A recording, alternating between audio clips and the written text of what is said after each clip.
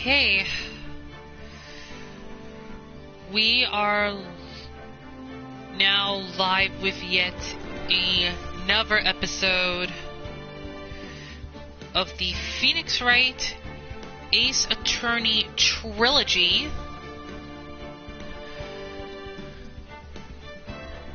Which will be starting in just a few moments here.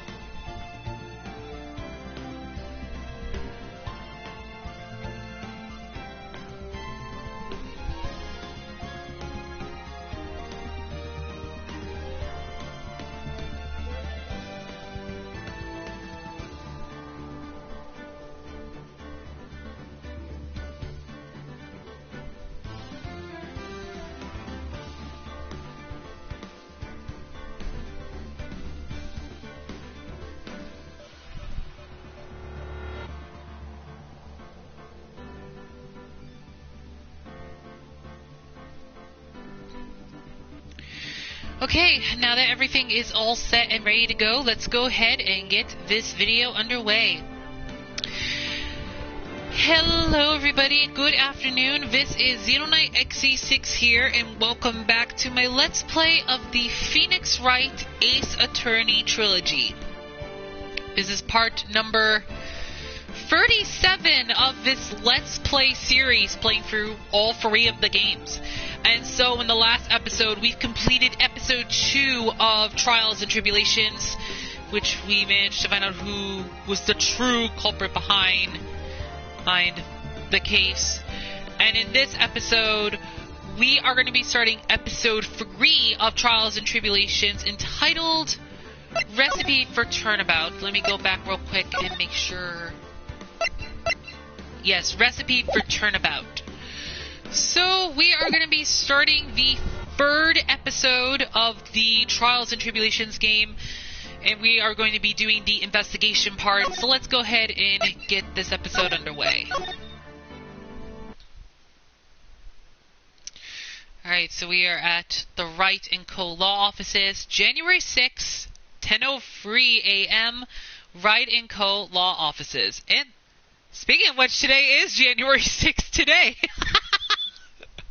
What a coincidence! Oh my goodness. This episode is off to a good start. The start of a new year always makes me feel like I can take on the whole world.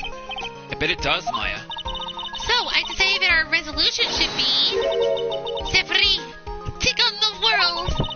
What do you think? Sure, whatever, Maya. But I think maybe you've had more than enough mistletoe cake. Never! You've got to eat a lot of cake during New Year's. It's practically a tradition. Like watching the fireworks on TV or playing a board game. I bet this is Gumshoe saying this. Hey, pal! Detective Gumshoe? Happy New Year, Detective! Likewise. Now listen up, Wright. I wanna... Here's to another fruitful year of lawyer police cooperation. Yeah, me too. Alright, pal. You've got some explaining to... Have you got a holiday present for me, Detective? What? Well, here, have this. It's really nothing much, but... Yay, thanks. Look, pal, we need to have a talk. Take a seat. Hey, what about Pearlie? You haven't forgotten her prison, have you? No. Yes. No. Are you doing this on purpose? Guess I'm busted. How do you like my first practical joke of the year? Very funny, pal. Let's see how funny you think it is when I show you this. What is it? A magazine? Hey, I want to see. Deadly poisoning brings guilty verdict. Defense Attorney Wright trounce. Trounce? Let me see that. The defense attorney gave an almost childishly amateur performance yesterday. What the heck is this? It's a report, pal. About you. Listen to this. Mr. Wright must take full responsibility for the ruling in this case. Well, and don't tell me you don't remember anything about it. But I don't remember anything about it. When was that issue from anyway? December of last year. Which I guess make it last month. Which makes it old news. You mean? But I wasn't involved in a poisoning case in December. So what do you think this is all about, Nick? If it wasn't you, pal, then that leaves only one possibility. No way! You don't mean... A phony Nick? Looks like instead of Maya getting herself into trouble this time, it's Nick that is now in trouble again. I think this is the second time that he's got in trouble, because I think the last time this happened was back in episode 2 of the first game. So now we need to find Nick's doppelganger. This must be Gumshoe's idea of a joke. Guess he's starting off the year with one, too. Magazine clipping. An article from December 5th says I was trounced and my client was found guilty.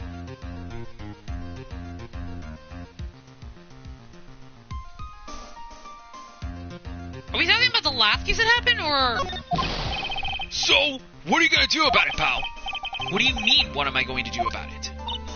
Well, it's your fault that the judge found the defendant guilty in this case. My fault? How do you figure that? Because the Phoenix Wright is super famous now. Well, maybe only sort of. Yeah, see what happens when you hotshots start getting too full of yourselves? But I didn't do anything wrong. At least not that I can remember. You better make this right, pal. Now. If that means taking the case back to court. Got it? Sounds like we've got our first case of the new year. Let's tackle it with gusto. I don't know. The judge already issued a guilty verdict once in this case. It's not going to be easy to get it overturned.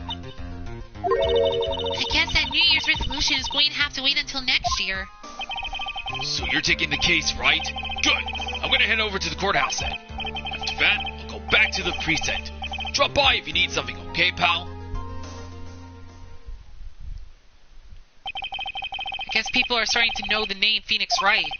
If a client entrusted a case to me based on my reputation, I guess I am kind of responsible. But why would someone want to impersonate me? What sort of a guy would do that?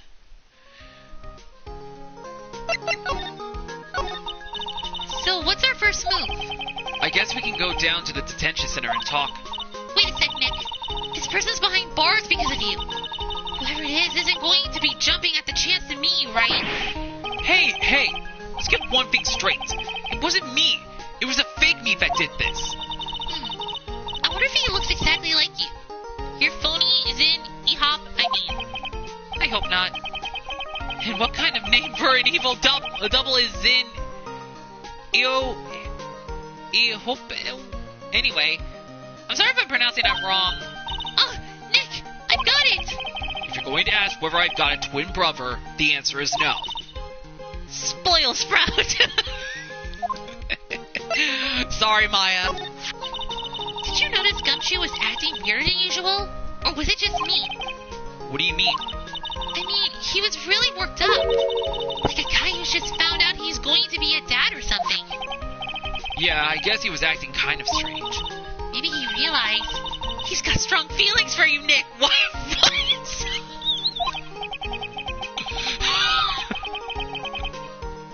What? What the? What? When did this happen? Considering how we interact, I seriously doubt that, Maya. Well, if he wasn't nervous because of you, Then maybe it's because of our new guilty client?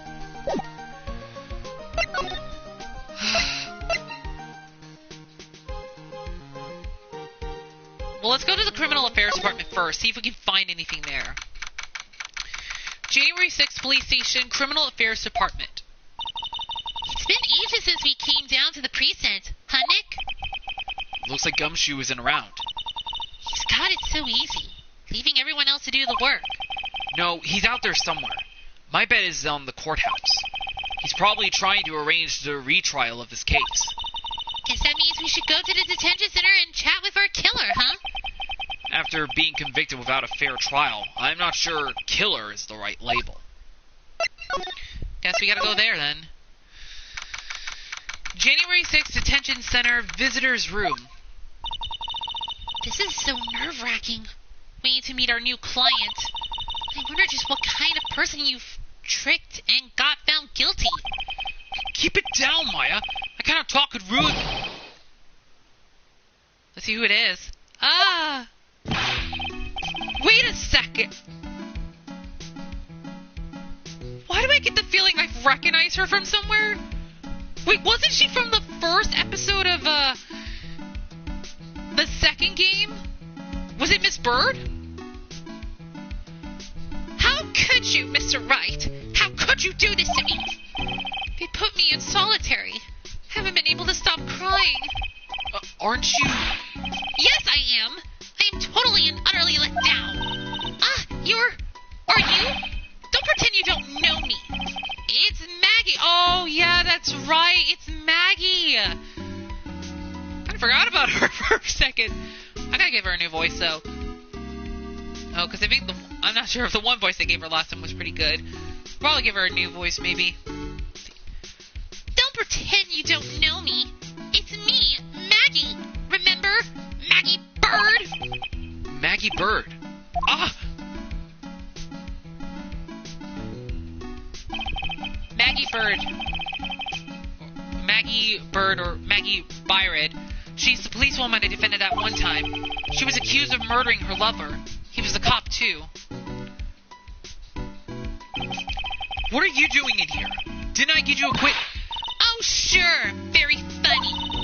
After that fifth-rate defense job, you come in here and start making jokes. You better hurry up and tell her what happened, Nick.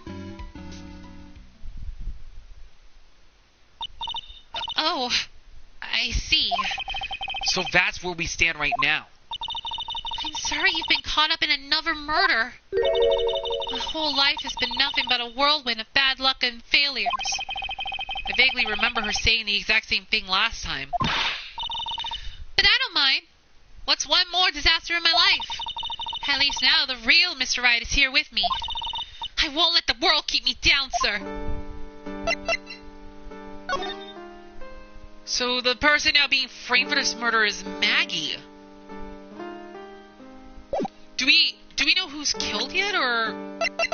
Okay, no, we don't find out till later. I have a feeling we gotta deal with Goodot again or something like that. I'm not quite sure.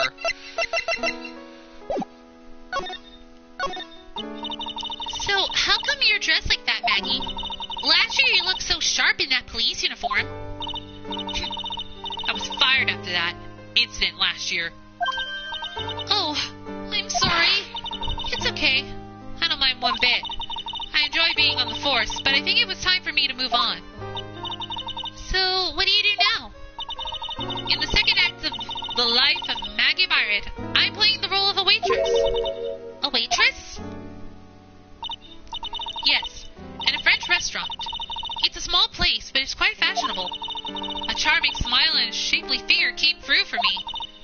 And the owner, Mr. Armstrong, hired me straight away, sir. And then you got into this mess straight away, right? Yeah, you could put it that way. This whole mess started on the 3rd of last month, and it happened at Tres Bien. Tres Bien? Yes, it's a restaurant where good service and a friendly smile are always included. Oh. There were 2 men at the table, both drinking coffee. And then...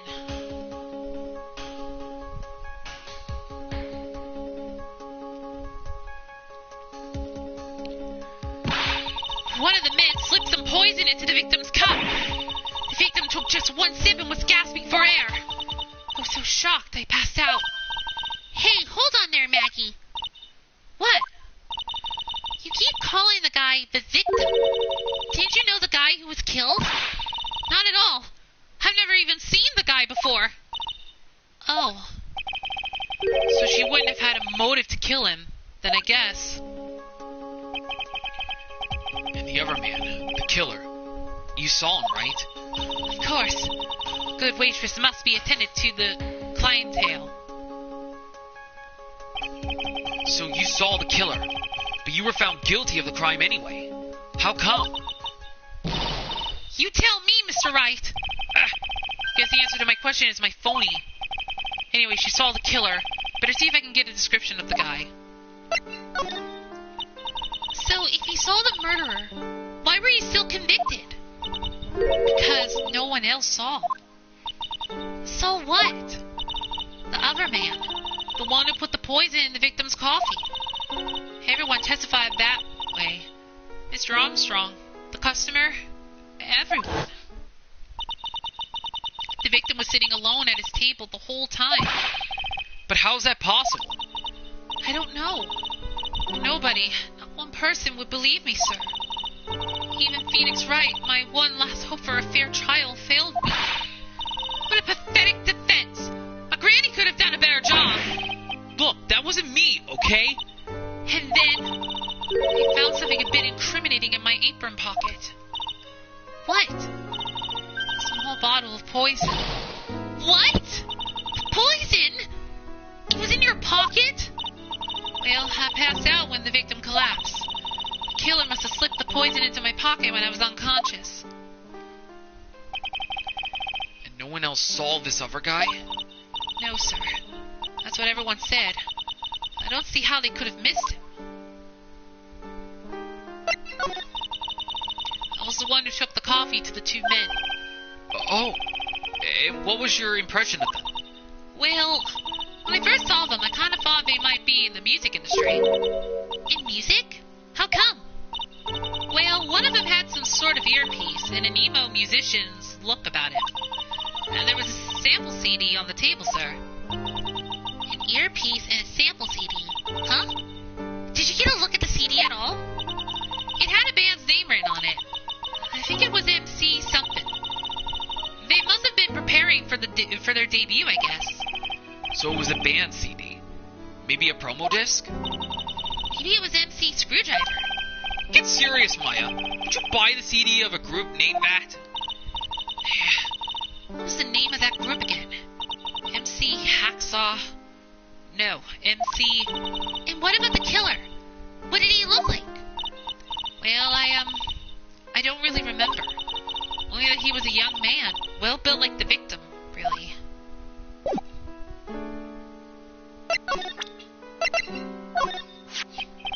Oh yeah, I need to ask you about this. Hey, this article's about my case. Can you tell me anything about the guy who was pretending to be me? Yes, sir. It was the morning after I had been arrested. I met you in the visitor's room here. You were wearing one of your super sharp suits. Me? Yes, you, Miss Wright. Hey, Maggie, was my evil double AM here too?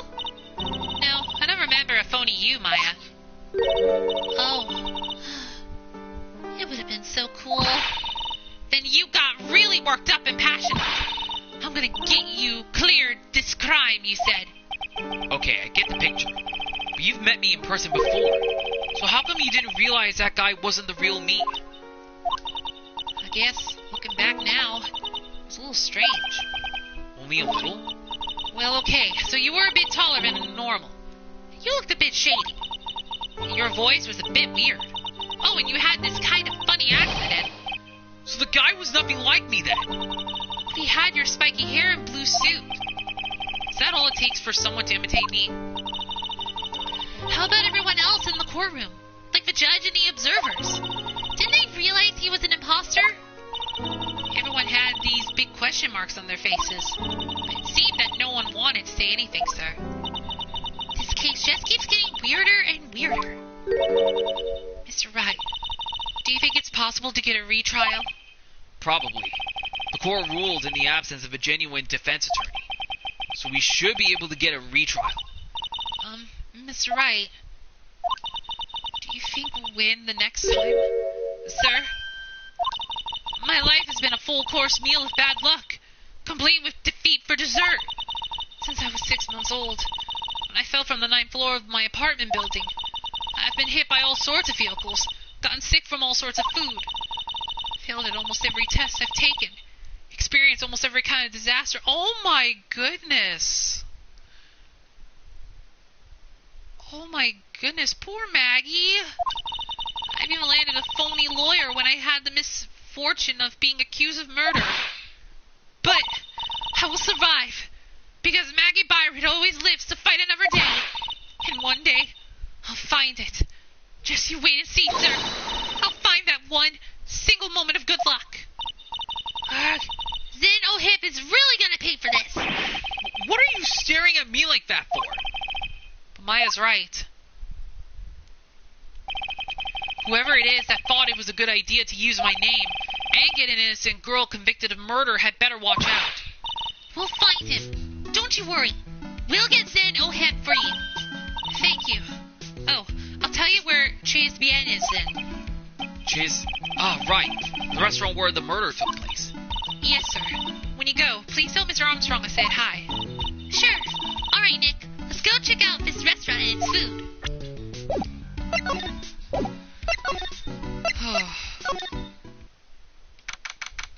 January 6th, Chez Bien.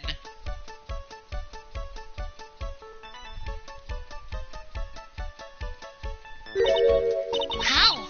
Look at this place. Look, more like smell. What is with the suffocating scent of flowers in here? And again, girls like that kind of thing, right? Actually, I'm not all that into it. Excuse me. No one's coming to see us. Maybe there's no one here. Don't be silly, Maya. This is a restaurant, and it's open for business. Hello? Anyone here? I don't believe it. There really isn't anyone here. Perfect. Let's get intrusive.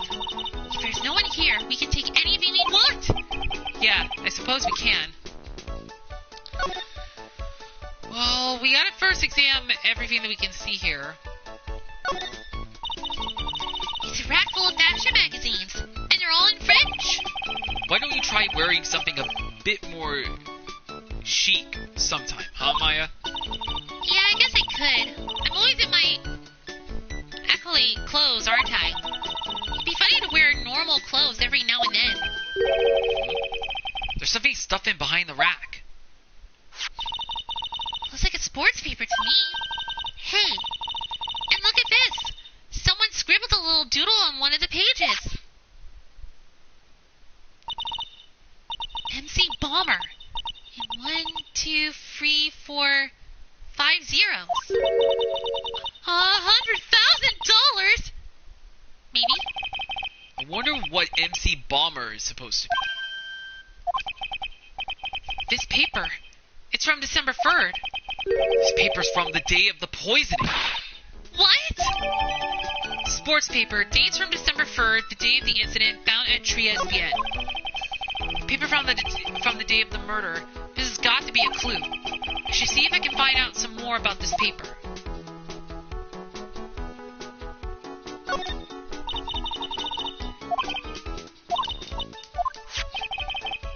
Found a sports paper behind this magazine rack earlier. I better try and find out everything I can about it. Okay, let's have a look-see. Let's see. There's 100,000, 500,000 that's crossed out. Ah ha ha.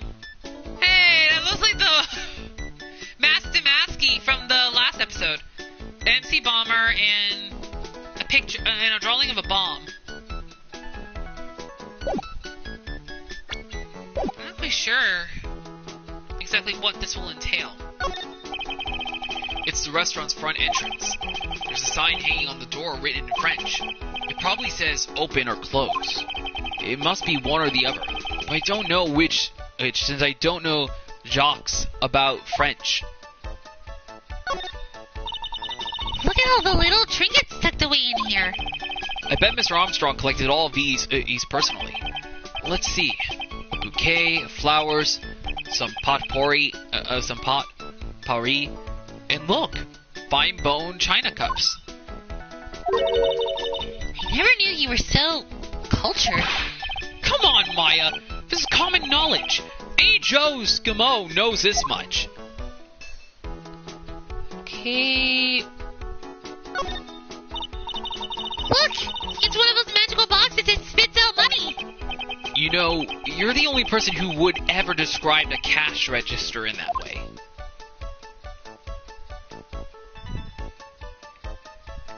Okay, let's... Oh.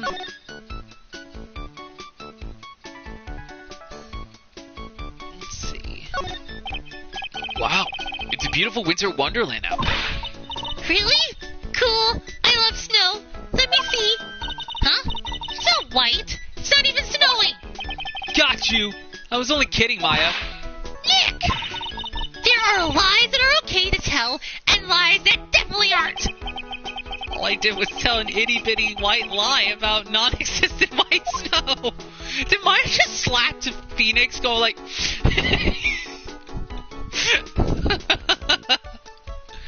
Oh dear.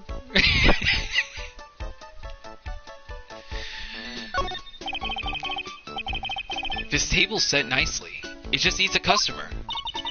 What do you think this flower is, Nick? Let's see. Well, it doesn't look like a tulip. And it's not a sunflower, I don't think. Duh! Even I could have told you that. Well, those are the only kinds of flowers I know. Dag nabbit. Oh wait, no, dag nabbit. Hang on, let me read this again. Well, those are the only kinds of flowers I know. Dag nabbit. I'm a lawyer, not a botanist.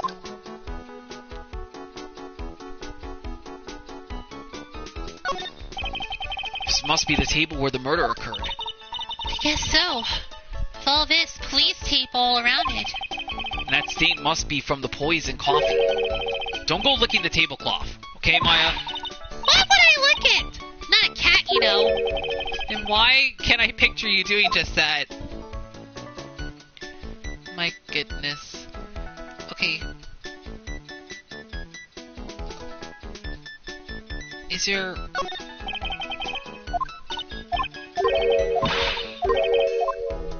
Can we not scan anything? No clues here. I guess we just have to go to another area.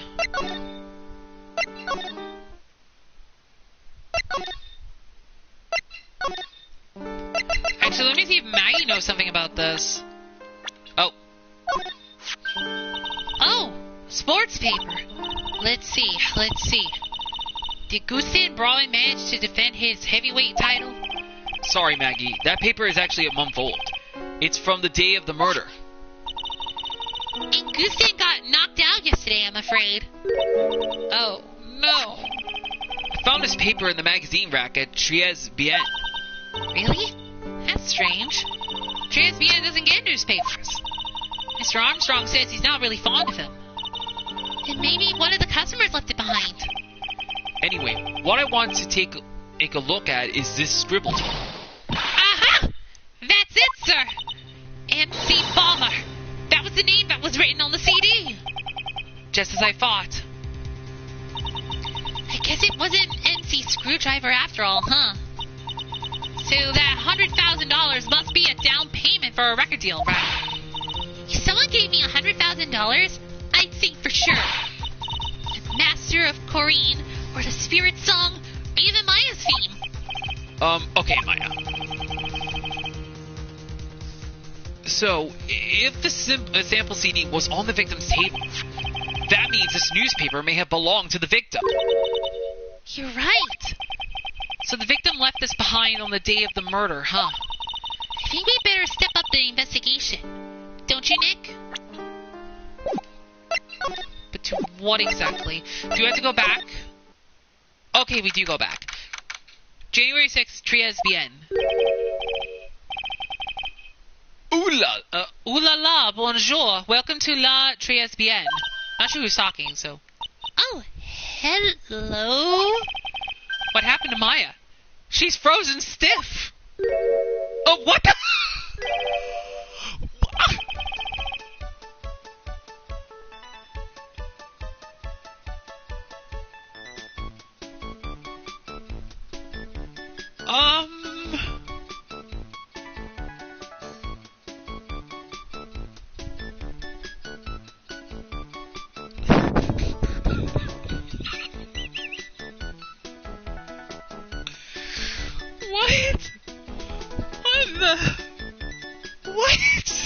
What is going on here?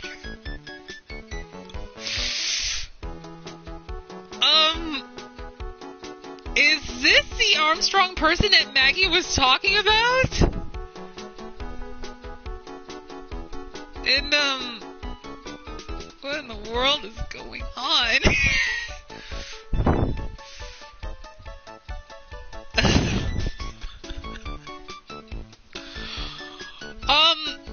I did not expect this. I did not expect this to pop up. I did not expect it at all. Oh my goodness. I'm sorry. I'm just shocked. I'm like, what in the world? That caught me off guard. Oh my goodness. I have no idea what... You know what? Let's just keep reading. I'll give him a voice. It's, let's see. Bienvenue. I do apologize if I pronounce this wrong. Welcome to my petit restaurante. I'm sorry if I'm pronouncing these pronunciations wrong. I'm not. Huh? Bienvenue? Oh my god. Oh my goodness. I'm trying to give him a good voice. I'm not quite sure. I mean, I'm not great as a voice actor, so I'm not that great.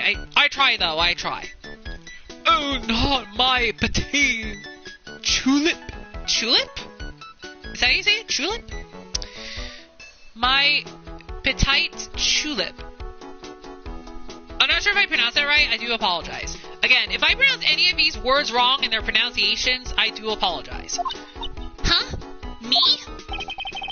Look at the face. Like a kitten rejected by... No, that's not a great voice. Look at the face. Like a kitten rejected by its own mother. You are fatigued, no? Alas, you need this. An aromatic bath oil melange of La Neroli and La Rose. My personal recommendation. You think I need what? Oi, oi. I think it says oi, oi. I think. Oi, oi. Oh, that sounded wrong. Oi, oi. Just add a couple of drops of this mixture to the bath water and voila! It will soothe your body and your mind. It's simply fantastic. Really? And for la monsieur? Who, me? Look at that face! Like a puppy rejected by life itself. You are fatigued, no? For you, monsieur, I recommend this. Oil of bergamot. And maybe an hint of oil. I would add la peppermint and la clary sage for fragrance. Exceptional. Such an invigorating recipe will bring out your delicious beauty, monsieur. Monsieur. I'm hoping I'm pronouncing these right. Again, I'm trying to pronounce them the best way I can as possible. I do apologize if I'm pronouncing these wrong. But my beauty? Alas, if you will be seated, I will bring you the special menu of the day. Actually, we're not here to eat. We're lawyers. Mais bien sûr. I know this already, monsieur. You are La Phoenix Wright, no? Yes. You know me? Yes, oi. I never forget a man who flirts with me, especially in court. Wait, what? I guess he was cross-examined by our mysterious Zen Ihop. In It looks like everyone to do with this case knows who I am already. I wonder what sort of impressions the Ohop's been leaving on people.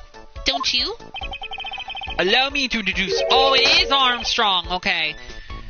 So this was the Armstrong that Maggie was talking about. Oh my goodness.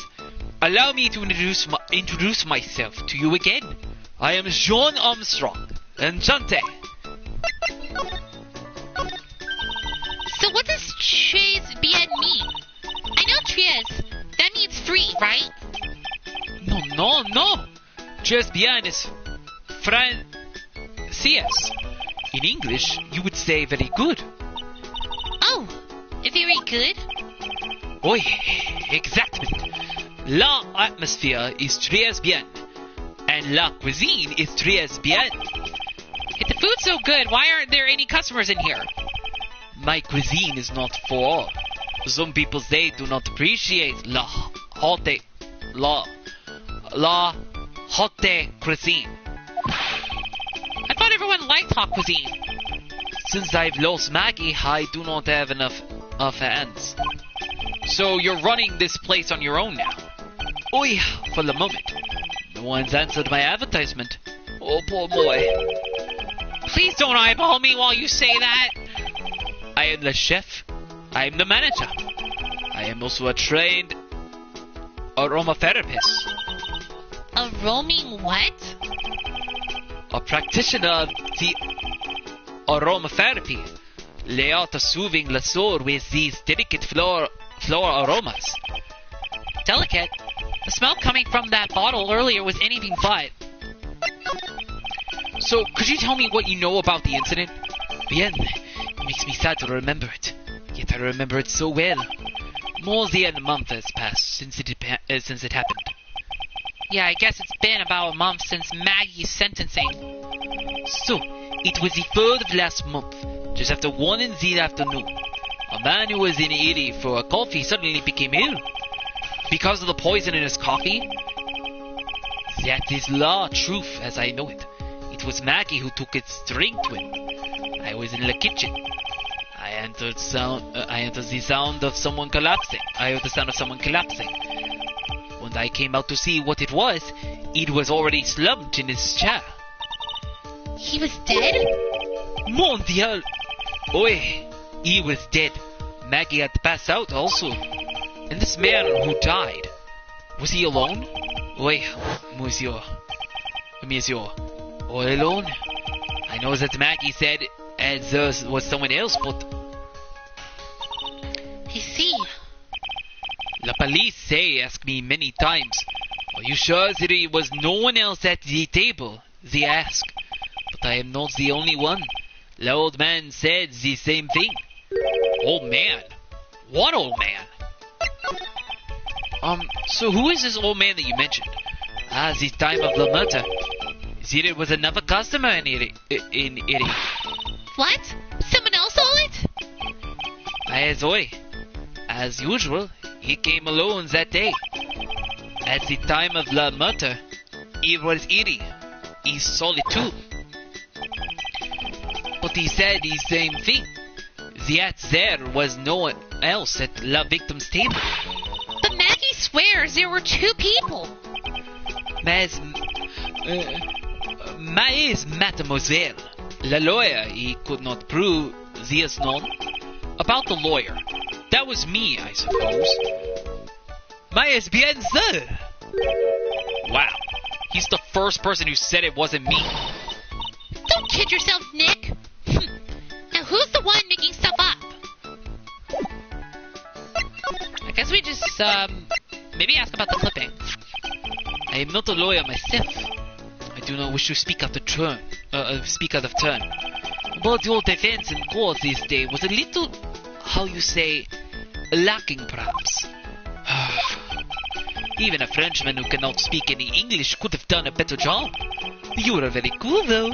Oh, so handsome.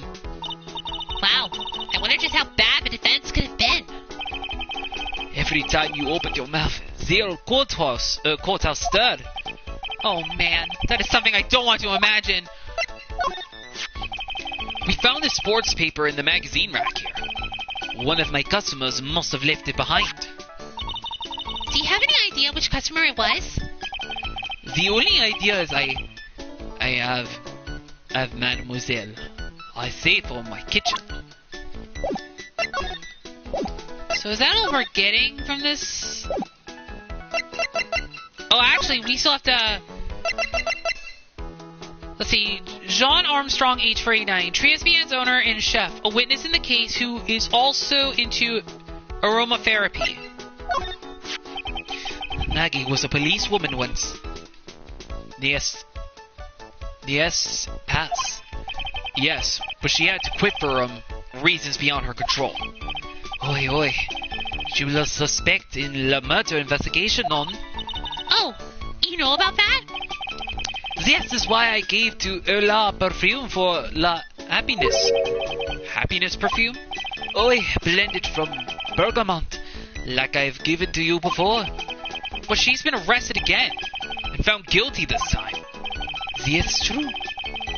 Her natural aroma of unhappiness must have been very strong. Just admit it, your perfume doesn't work. I'm not surprised she was the prime suspect, after something like that took place before my very eyes. Something like what? What's this guy talking about? Does this mean Maggie did have a motive?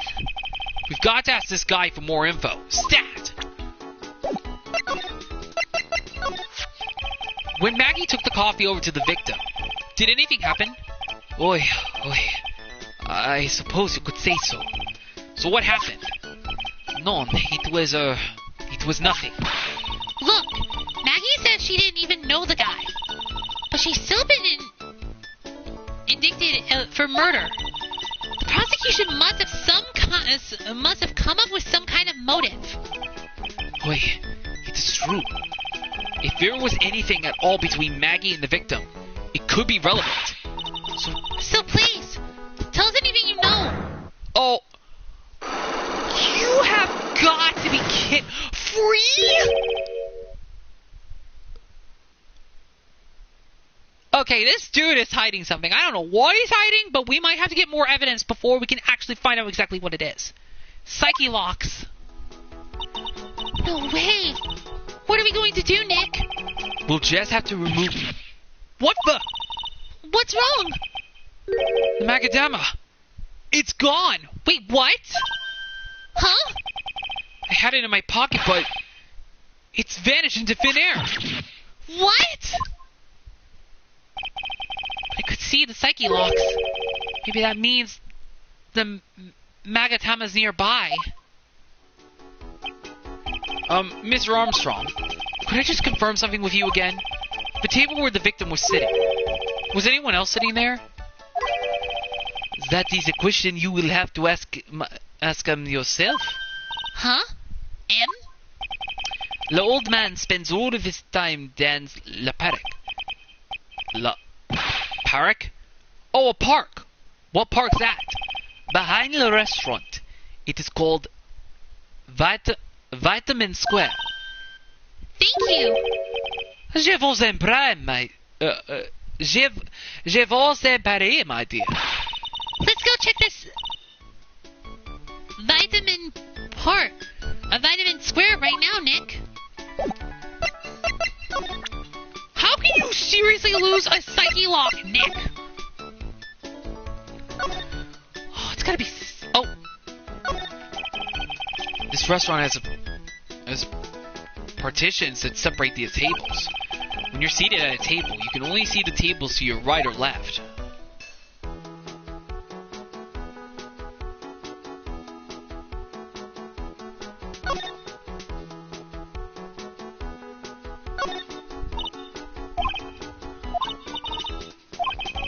Why don't you try wearing...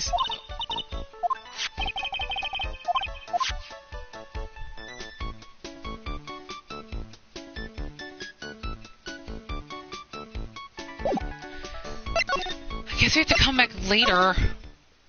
Okay, we'll make sure to find it. January 6th, Vitamin Square. So this is Vitamin Square. Or vitamin. This is Vitamin Square. Yeah, I see where they get the name from now. The fruit screams vitamins at you.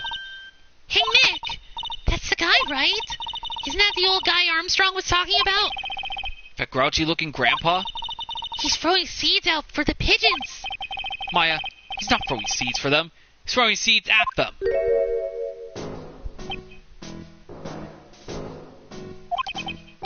Ugh.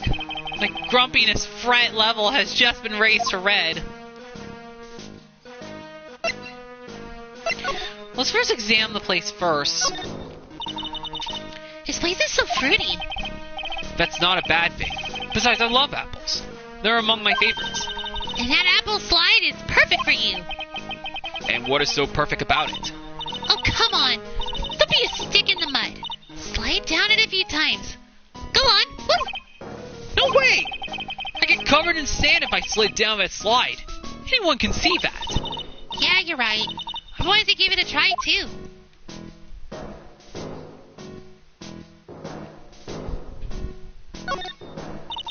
I used to love sandboxes like you wouldn't believe. Really?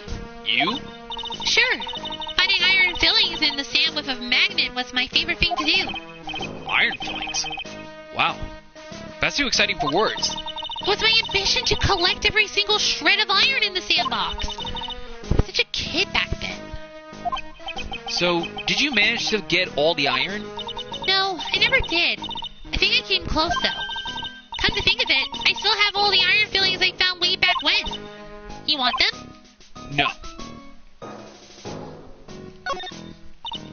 Hey, look! Pigeons! Yeah, and heaps of them, too. Did you know that pigeons are a symbol of peace? That's a dove, not a pigeon. Poor things. So they can't be symbols of peace and harmony just because they're gray. Is that it? You're overthinking this one by just a smidge, Maya.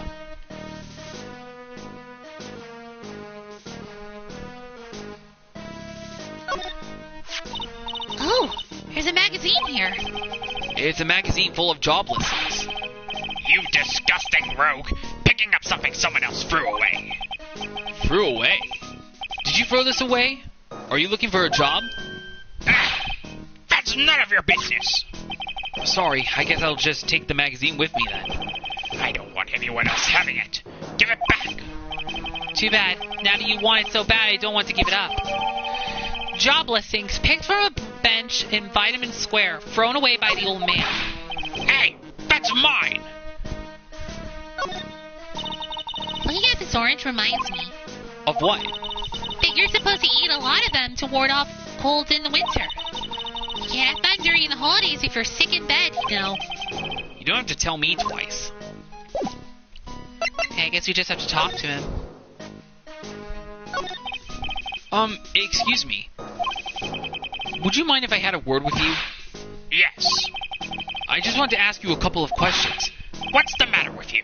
Can't you see I'm busy? So you don't like my seeds, eh, pigeons? He's really chucking those seeds at them. That's got to hurt.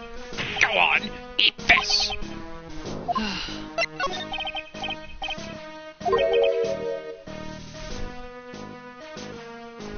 Wait, I think I went too far. Hang on. Sometimes I wish you show, like, something over here, like... what was said. But I believe Phoenix was asking questions about Maggie. I want to know if you know anything about Maggie Byred. I don't know any Maggie Byred. Yes, you do. Maggie, the waitress at Trias Bien. It's a disgrace, I tell you. An utter disgrace. A disgrace? An innocent young girl revealing herself like that. Revealing? You mean her uniform? The youth of today, they don't have any shame. No shame, I tell you. Not 1 ounce. Whatever happened to the old Bushido values of Japan? Like honor and modesty. What about me? I'm not wearing anything revealing. You? Your problem is your lack any sense of grace. Talk about hitting a girl where it hurts. Do you go to Trias Bien a lot? That miserable excuse for a restaurant. That garbage She serves her in there's not food. Where's the sushi? The tempura? The rice? GSBN is a French restaurant, sir. Where do you think we are, boy? In Paris? I want real food, not those snooty snacks. Man, he's really mean. And what about those shameless girls? You mean the waitresses? You can see all the way up to their... Yes, the waitresses. They're practically naked. It's a disgrace, isn't it? Well, isn't it? Listen, it's not my restaurant. It's a miserable excuse for a restaurant. That place, miserable. He certainly knows the place. He must be a regular. But if he hates it so much, why does he keep going? Are you a regular at that restaurant, sir? It's just, if you dislike it so much, why would you keep going there? Sir? There you are, you filthy pigeons. You want food? Take that. He must be hiding something, right? If he is, I should be able to see a psyche lock or two. Oh, wait. I don't exactly have the Magatama right now, huh? Remember, Nick, the Magatama is only on loan. You better find it or else. If Pearls ever gets wind of this, I'm going to be in a world of pain. Well, we did manage to see that he has psyche locks. So what if it's somewhere here?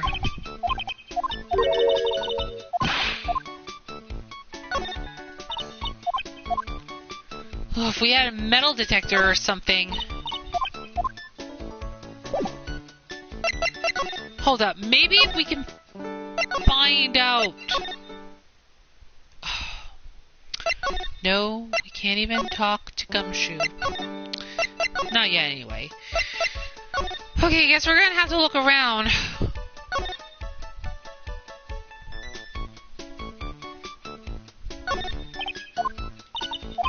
Let's see.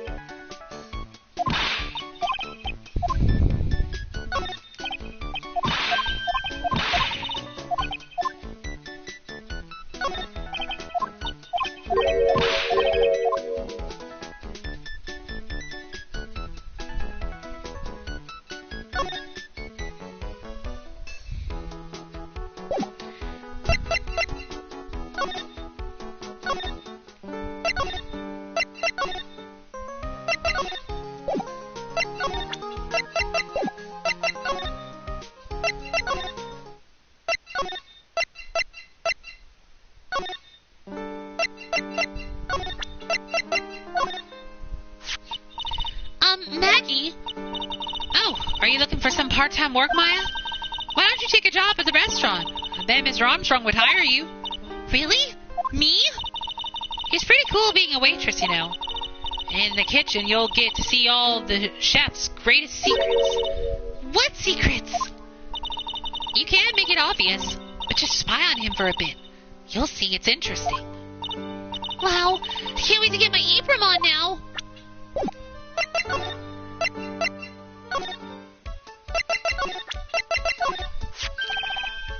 Mademoiselle, Yes? are you looking for a job? What? No, I was just... Let me see. Your style is appeal different, but you have a good face. Different? Felicitation! You have passed. I will hire you. Vian, come with me. I will teach you everything I know. Nick! Help! I don't know whether to laugh or feel bad for Maya. Maybe I should do both. So we lost Maya! Well, let's see if we can find... What's the thing? Ugh, all the clothes in these are absolutely atrocious. Some of them have been circled in red. I really hope Mr. Armstrong is not thinking of buying those. There's a bunch of little trinkets on the shelf by the door. I bet Mr. Armstrong collected all these personally. It's really tight behind the cash register counter. Can Mr. Armstrong even get in there? And if he got in, could he get out again? Mr. Armstrong must be a pretty big neat freak. He already has his table ready to go. Now, if only the food in this place was edible. Well, it's pretty cold out there on the streets. Peaceful, though. It's nice that people can take it easy after the holiday rush. This must be the table where the poisoning occurred. The stain tells the story well. The whole area is still cordoned off with police tape. I guess it must still be under investigation. Okay, I guess we're gonna have to come back here later. Oh, something happened! January 6th Detention Center Visitors Room. Looks like they have Maggie in questioning. I guess I've asked her pretty much everything. I'll come back if there's anything else I need to ask her later. January 6th Wright and Cole Law Offices. Poor Maya. It looks like Mr. Armstrong's really taking a shine to her. I suppose I'll just have to let her work at the restaurant for a while. I'll go pick her up from TSBN once things have cooled off.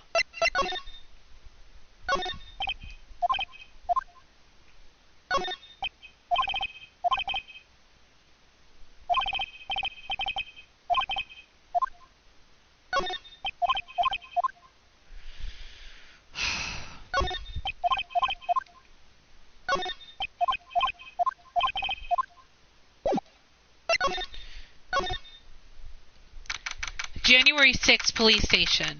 Criminals Affairs Department. Well, pal, have you found me evidence yet? One that's gonna find her innocent? No, not yet. We've only just started our investigation. Well, whatever you need to know, I'll give you the dirt on it. I'm putting off all my other cases for now, pal. Gumshoe's really fired up about this. Oh yeah, one more thing. The retrial has been approved. Court's sitting at 10 a.m. tomorrow. Gudot's gonna be the prosecutor. Oh, him. Now listen up, pal. Maggie's found guilty again. Yes? I'll make sure you get locked up good for it. Got it? So the guilty party was Maggie Byron, huh? Yeah. Back when she was on the police force. You were her mentor when she was a rookie, right? Yeah, I kept a close eye on her. I mean, not too close, you know. Hey! What's with the funny look, pal? What's with the funny looks, pal? I was just her... It wasn't anything like... Look, sure, I was her boss when she was doing her training, but that was it. Nothing happened. Gumshoe sure is sweating up a storm over nothing.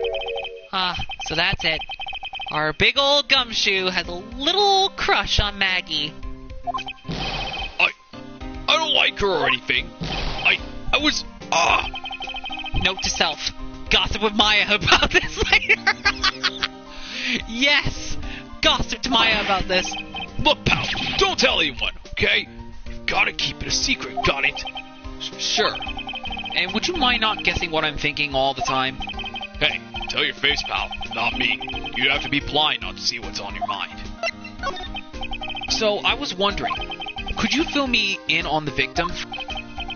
Glenn Elk. He was a computer programmer. I see. Programmer. He was just a regular Joe working for a small-time computer farm. Maggie never had any contact with the guy before that day. And all she did was take him his coffee on the day of the murder, pal. Yeah, Maggie also claimed to have never seen that guy before. Did the victim go to the restaurant often? Not according to the chef. Said it was the first time he'd seen the guy. Programmer and a first-time customer at the time. What possible reason could Maggie have had to kill a guy like that? That's what I thought. The motive was still somehow established in her trial. You're kidding! What was her supposed motive? Sorry, pal. I'm real busy. Haven't even got enough time to sift through these papers. Look into it yourself, okay? What could his motive have been? This isn't really a proper investigation. I'm kind of working on it by myself. Oh, that's right. The judge already ruled on the case. All the evidence is in already. The only problem is with Maggie's testimony. Yeah, doesn't sound very good for us, huh? Look, pal, I've got a mountain of papers on this case, so look over it before tomorrow. So I'm just gonna say this. Maggie Byron's no liar. She's... Okay, so she's a bit out there. and a bit off base sometimes. But she was a good cop. It's not exactly complimentary, you know. So what do you think really happened? And just how contradictory is her testimony? The biggest problem with Maggie's testimony is the number of people at the table. Yeah, my thoughts exactly. Maggie still insists there was another guy sitting with the victim. Right, but get this. Everyone else in the place says the guy was alone. Even the chef. And then there's that CD. CD? Oh yeah, she did mention something about a CD. And there was a sample CD on the table, sir. But our guys turned that place upside down. There was no CD. What? Not on the table, not anywhere. In the whole restaurant, pal. But didn't Maggie say the victim was wearing an earpiece too? Yeah, but that was for the portable radio in front of the pocket of his hoodie. A radio? He didn't have a CD player? You got it. Your phony never explained that contradiction at all. Come to think of it, the owner of TriSBN didn't mention that CD either. I don't know why, but I get the feeling Mr. Armstrong's got something to hide.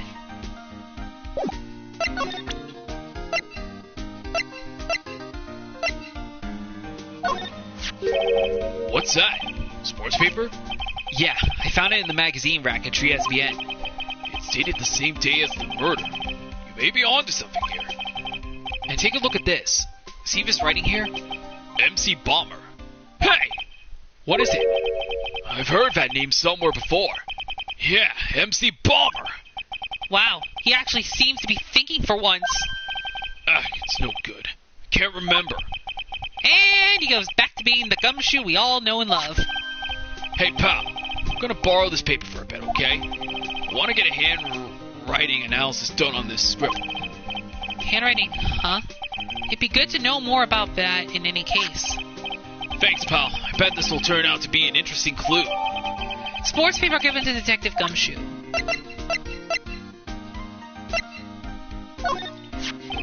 I wasn't at the trial myself, but I asked this one detective. I know how your defense does. And what did he say? He started off by saying I'm at a complete loss for words. He must have found some quick because he went on about how bad you were for an hour. But he said you sucked so much, it seemed like you were trying to get Maggie found guilty. It looked like I was trying to get Maggie found guilty? No, I didn't mean it like that. I meant... Wait, what did he say? What do you make of this? Sorry, pal. All I can think about is Maggie at the moment. No, I didn't mean it like that. I meant... You don't have to explain, really.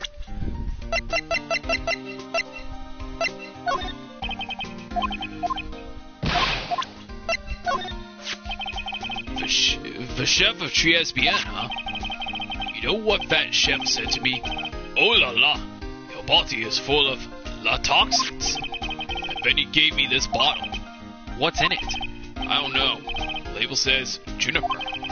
I'm under orders to put a few drops of it in my bath every day. Under orders? Yeah, you know, there's something about that lady. I mean, guy. Huh? You can't stop thinking about him. Not like that, pal. Give me a break. He's not my type. I mean, I can't stop thinking that he's involved with this case somehow. Sounds like he knows a little something more about our charming chef. Yeah, he's gonna have to play some sort of motive in this one. That's the guy who's gonna be the prosecutor in Maggie's retrial tomorrow. Oh, really? He was working on a bunch of more important cases at the moment, but he canceled them all just so he could take you on, pal. Why is that guy so determined to see me fail? You sure attract a lot of attention, huh? Too bad it's all the wrong kind. Have you gone to see Maggie? Of course I have, but I wasn't much good at consoling her. I'm not very good with words. Oh, yeah, I guess I must have looked a bit down. Maggie was really supportive of me. It was great to have someone to talk to. Did he go for her, or for himself? Okay. So what exactly is it that caught your attention about the chef at TriSBN? It's, kind of hard to say. Guy's probably not even connected with the case anyway. Hey, come on, detective. Didn't you say you give me the dirt on anything? Well, this sort of stuff is kinda unimportant. Gossipy stuff, you know, pal. Look, how about this? You go to TriSBN and investigate the place yourself. And if you find out anything suspicious about the guy, you report back to me, okay? Don't suppose I gotta get a choice in this, huh? Guess I better find out more about the chef and TriSBN, then report back to Gumshoe. Okay, I guess we gotta go there now. January 6th, TriSBN. The scent of flowers sure is strong. It's almost making me dizzy. Oh, who's this? Oh, hello. Who was that just now? Customer? She had sort of a dark aura about her. Oh, welcome, bienvenue. Wow, what a cute voice. Oh wait, no, it's Maya. Why did I get Maya Jean's voice? Oh my gosh. Oh, it's just you, Nick. Maya! Well, how do I look? Maybe you should quit being a spirit medium. Maybe, but it's kind of boring being a waitress. I mean, you're my first ever customer. And who was that woman I just saw? Oh! Since you're here, you might as well have something to eat. I am kind of hungry, actually. So, how do you like your new job, Maya? I never knew there was so much for a waitress to do. Take people's orders, bring them their food, make coffee, work the cash register. Of course we need a customer before I can do any of that. Yeah, it's a nice-looking restaurant. It's a shame more people didn't come. Don't forget about the ultra-cute waitress. Check out my give me a tip smile. Hey Nick, why don't you order something? The chef's preparing a tasty lunch set at the moment. Or so he says. How much is it? It's the twin tea set, so it's $20 of course. The twin tea set? I believe I'll be taking a pass on that. It's kind of expensive. What? But you can't. Come on, Nick. It's not every day I get to be a waitress. I want to try carrying plates and working the cash register. How about cleaning the toilets? That should keep you busy. Yeah, right. Maybe later. About the lunch. Oh, a fine choice, sir. No, Kitchen! A lunch special, please. With all the extra drinks, side salad, dessert, and gift. I don't need any of that. Just a moment, please, sir. Maya's really getting into this. So how much is this set lunch then? $20, huh? With the drink, side, salad, and dessert, it's $45. Hey, wait a sec, Maya. Sorry to keep you waiting, sir. Here you are. Our deluxe fortified lunch set. Whoa. A dish inspired by lobster. An abalone fricassee with a balsamic...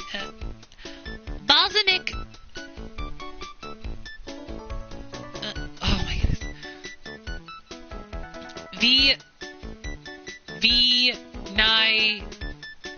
Garrett.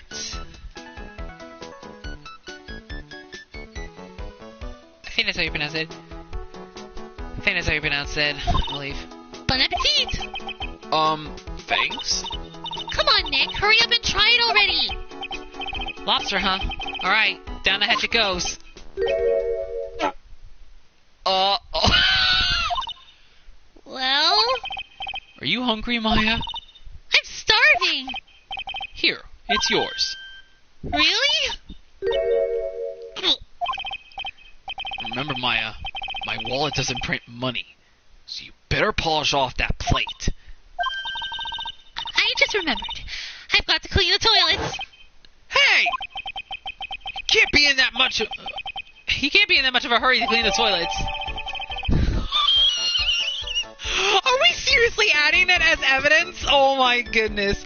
Lunch special. TriSBN lunch special costs $20 despite how unbelievably bad it tastes. Oh my goodness. Oh. How does that guy manage to make good food taste so bad? Hey, Nick, you want to take a peek at the kitchen? The kitchen, huh? Not a bad idea. Now, what was it that Maggie said again? In the kitchen, you'll get to see all the chef's greatest secrets. In the kitchen? That sounds tasty. Hey, wait up, Maya! What is it?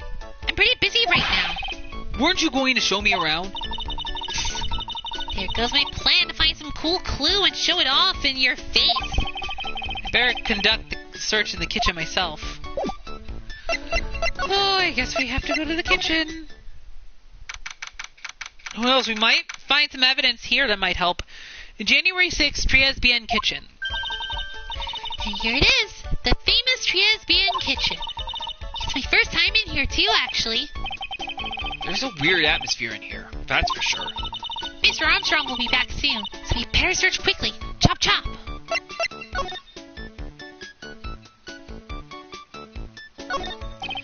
What's this? It looks like a treasure chest or something. Wow! Look at all these little bottles! Oh, they're aromatherapy oils. It's got so many. They're overflowing onto the floor. Let's see. 1, 2, 3, 98, 99, 100. They're all the same too. Hey, wait a minute. What is it? Here's one bottle that's different from all of the others. But what do you know? And it doesn't have a label either. And it doesn't smell... So what's that liquid inside then, I wonder? Hey, Nick, we should borrow this. I mean, look how many bottles he's got. He won't miss one, will he? Small a bottle. Found in the kitchen. Shape is different from the other bottles. Contents unknown. Now, this is one large mirror. I bet this is where he makes himself look pretty. There's a book on the dresser. Clarice Armstrong's bedtime literature. Not exactly Pulitzer Prize material, is it? It looks like a collection of poems he's written. Poems? Cool. Read one out. And say it in your best French accent with intensity. Okay? Okay, here's one. It's called Printemps. The two of them like actors from a film. The coffee still undrunk. Sweet nothings over too soon on that sad Sunday morning. The foolish cocktail so delicious. Take the last sip of your tea and I know what I will do. I must lie to you, I must. Huh? That's it? Yep, that's a poem for you. What are these lacy curtains for? I don't know, but they give the place a real homey feel, don't they? Lace curtains. You know, if I was a cooking pot, I'd be perfectly happy to sit on the shelf under those. How do you respond to something like that? I really don't know. That smells good. Something's bubbling away nicely in that pot. It must be the lobster in the abalone fricassee with a balsamic vinaigrette. Isn't that what I just ate for lunch? Maybe. What you ate is the only French dish I know the name of.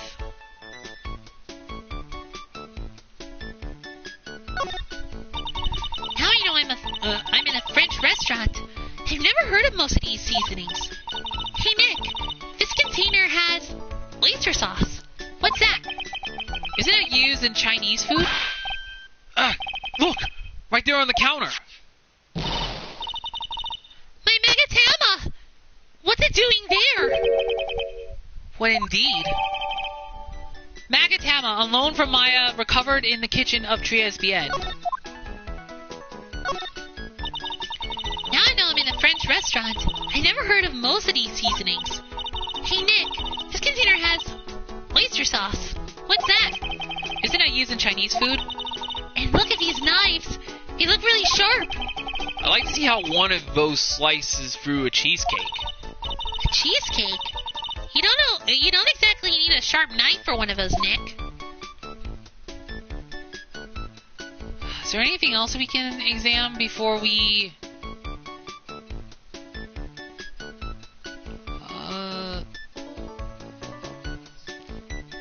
Nope. It looks like we don't.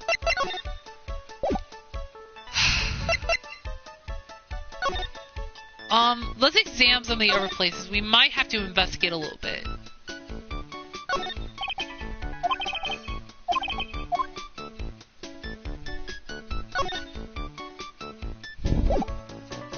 Oh wait, probably we can still talk to that one other guy. January 6th, Vitamin Square. The old guy's not here anymore. Drat, and I still have some unanswered questions for him. Wait, what is that? This wasn't here the last time we've been here. A scooter, huh? Who'd have left it right in the middle of the park like this? The wheel guard and the light are busted. I guess it must have been an accident. It's fully wrecked.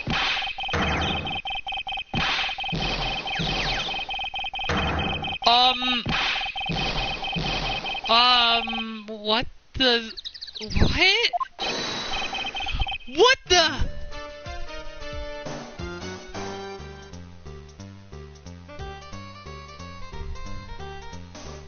Well, this was unexpected. Hey! What do you think you's doing with my bike? No, I was just...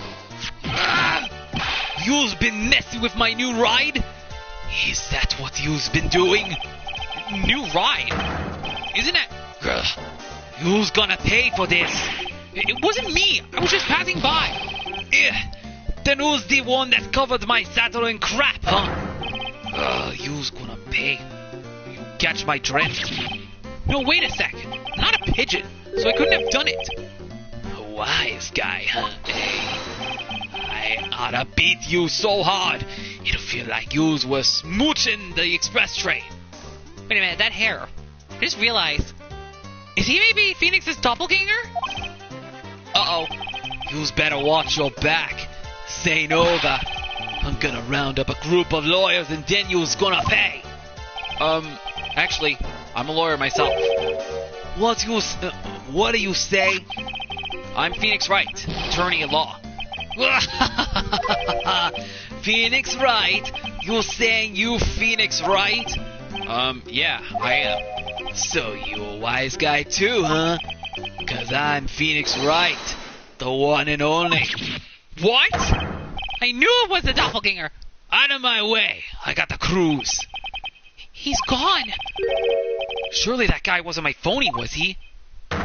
He wasn't anything like me. Guess I better make a note of the scooter. Scooter, ridden by my phony. The wheel guard is all smashed up.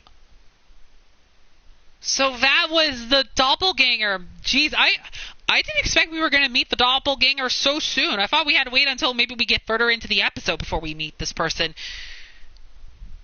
So he's got to be the one behind all this, but we got to first figure out how we can get Maggie innocent first before we can get to that person. Yeah, pathetic. Oh, it's him. Oh, it's you. A few threats from a little brat like that. And you look like a pigeon that's got seeds in his eyes. Have you been here the whole time, then? I was in that strawberry. I had some thinking to do. More like you had some more cowering to do. Are you a regular at the restaurant, sir? It's just that if you dislike it so much, why would you keep going there? Sir? There you are, you filthy pigeons. You want food? Haha, take that. So there is Psyche Locks. And we got it over free. I knew it. This old guy has got something to hide. But what could it be?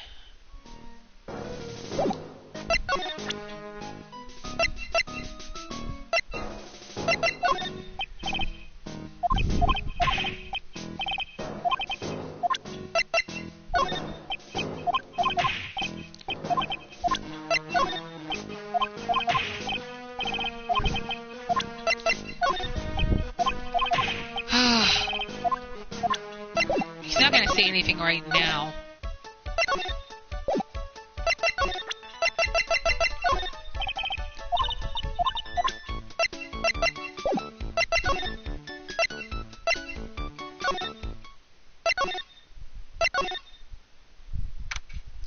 January 6th, Police Station, Criminal Affairs Department. Hey, you're just in time. What is it, Detective Gumshoe? The lab got back to me about the newspaper you gave me. You must mean the sports paper with the memo scribbled on it. So, what did they say? Did the analysis turn up anything? They said the doodle was written by the victim, Lynn Elk. No doubt about it. Expected as much. The victim took the paper with him to the restaurant on the day of the murder. That's our best interpretation of the facts at the moment. Sports paper left by victim. Doodle is the victim's handwriting. MC Bomber. I get the feeling I've heard that name somewhere before. Oh well, I guess it'll come back to me. Don't forget to report back to me with whatever you find in the restaurant, okay, pal? Since when did I start taking orders from Gumshoe? Although, I get the feeling there's something I need to show him.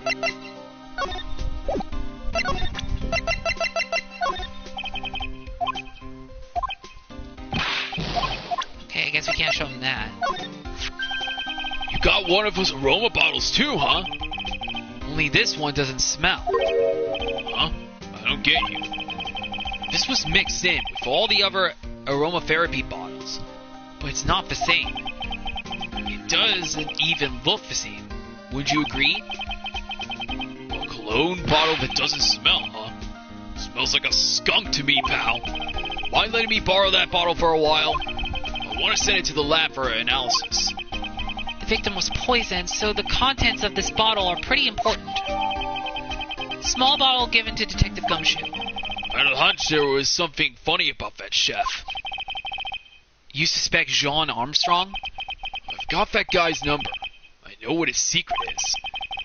That must be the same secret Gumshoe was talking about before. I guess I better fill you in on the details. About this Armstrong guy's secret, I mean. So what's Mr. Armstrong's secret? Yeah, before we continue, I better save real quick. Because I haven't saved yet at all in this episode. Alright, let me read it again. So what's Mr. Armstrong's secret? You ever had lunch at GSBN, pal? Yes. So how was it? To put it nicely, it was inedible. Hey, don't worry about being nice around me, pal. You and I both know the reason that place is so empty is because of the food. I mean, the place is clean, and he's got a girl like Maggie as a waitress, so... Yeah, I guess it's probably the food. The real scoop on the guy is he's up to his ears in debt. Really? How much does he owe? This is a copy of his loan contract. He's about $500,000 in the rent. $500,000?! So $500,000? My goodness. $500,000? Are we talking dollars? Yeah. Hey, if it was sterling, he'd really be in trouble. Sorry, that figure just took me by surprise. Yeah, this case is full of surprises. And I'd be willing to bet that Chef's got something to do with most of it. That's my hunch. Jean's loan contract. Jean's debt is $500,000. The owner of the loan is tender lender.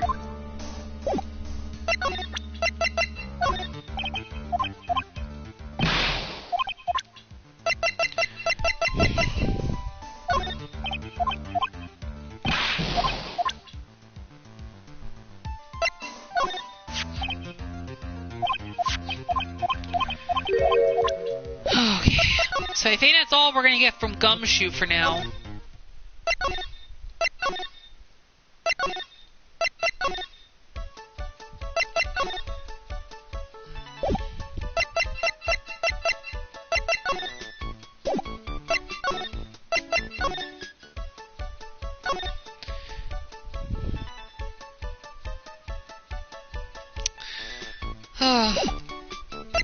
I think we may have to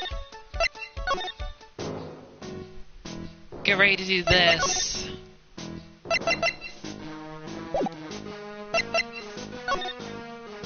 But before we do, let's examine everything without Maya. This is where I found that job listing magazines before. A guy like me carrying around a magazine like that kind of gives the wrong impression. Guess I better give it back to the old man once this investigation's over. The pigeons are so busy pecking at the seeds, we don't notice anything else. Seeing those birds eat with such intense focus reminds me of Maya when she's scoffing down a burger. You don't see many parks like this anymore. What a great place for kids to play. But that old man's the only one here, chucking his seeds at the pigeons. I think back to when I was young. I wonder what I found so great about playing in a sandbox. Maybe I'll come back here in the middle of the night one of those days to relive it. On second thought, being arrested by Gumshoe would be too embarrassing to bear.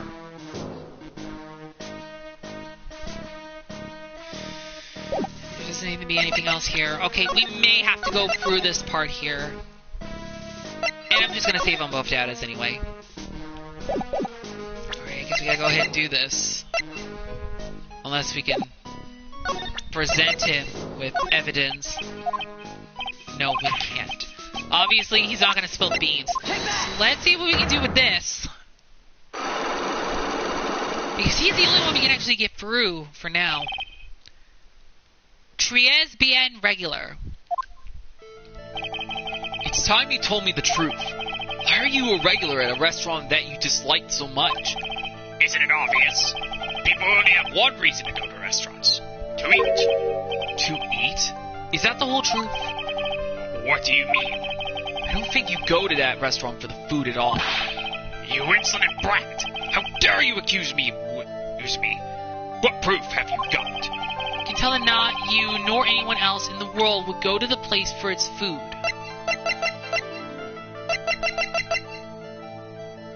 The magazine clipping?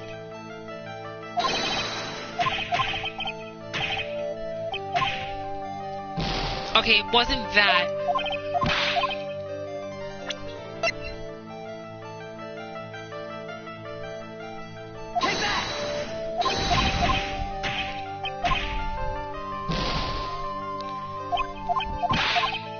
Okay, let's see here. We got...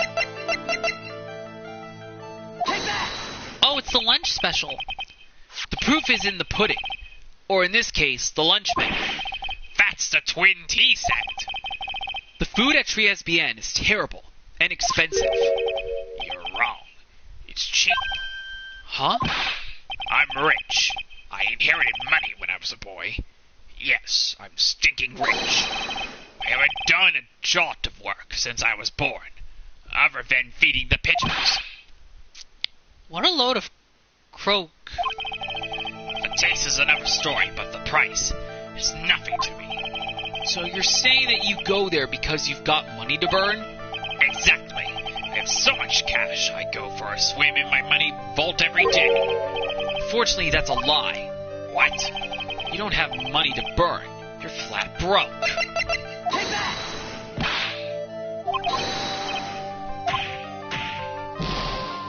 Uh-oh. I don't think we have evidence that can... You're flat broke. Oh, the jobless thing. Why was I thinking of the loan thing for a minute? This is yours, right? My magazine. Why would a rich retiree be looking for a job? I was... So what? So I was looking for a job. I'm buying a lot at that moment. I'm buying a lot at the moment. I need spending money. Oh? I don't go to that restaurant for food. I just go there for... Javaxido. Yeah, I think you mean a cappuccino. Anyway, how much does a cappuccino cost there? $8. Those had better be some golden beans. What's your problem? You think a poor man would be better off drinking dishwater? Do you? Is that it? No, I wasn't thinking that. I was wondering if the coffee there is really that great. No, it's not, but anyway, yes, that place has free newspapers to read every day. Newspapers? Exactly. They don't want me hanging around at home, so I go there. I'm sorry, sir, but there are no free papers to read at Tres Bien. Take a look at this. What is it? It's a newspaper I found behind the magazine rack at Tres Bien. So, what of it? This was the only paper there, and it's dated more than 1 month ago. What? Do you see what I'm getting at here? That restaurant doesn't get newspapers. This is just one that a customer happened to leave behind. Tell me, why are you so determined to hide the truth? I'm not hiding anything. I'm going to have to put this guy out of his misery. Listen, the real reason why you go so much to Triesbian is...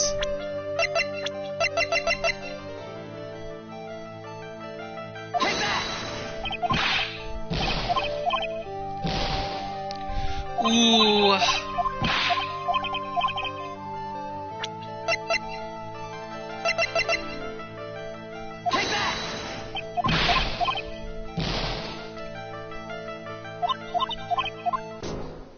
Okay, let me reload the game real quick. So I'm on to something.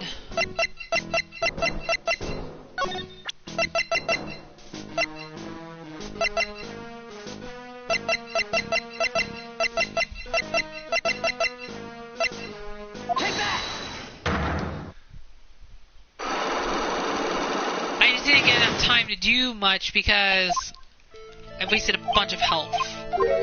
Okay, let me get back to the last part. I just gotta remember everything correctly here.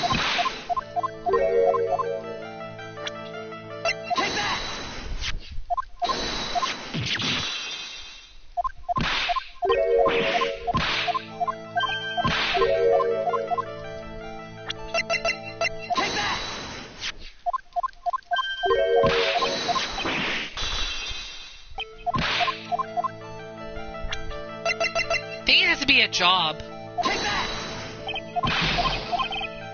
You're so stupid. What else is there?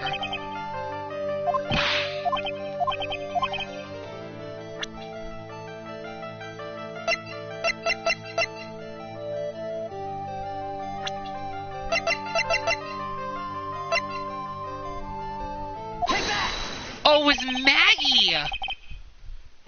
What are you asking me about that girl for? She was the waitress at Triesbian. Therefore, the answer to the mystery of why an old man would drink expensive coffee at a terrible restaurant is the waitress.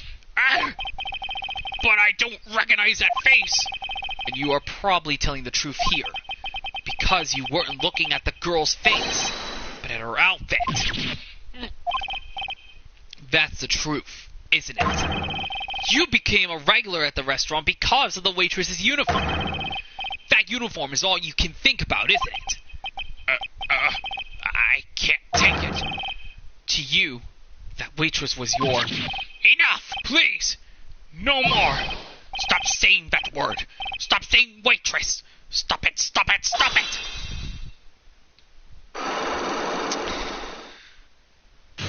I wasn't sure if it was evidence, but we didn't do too bad on that one. It's actually a lot better, actually. Alright, let's save real quick so that way we know that we went through this.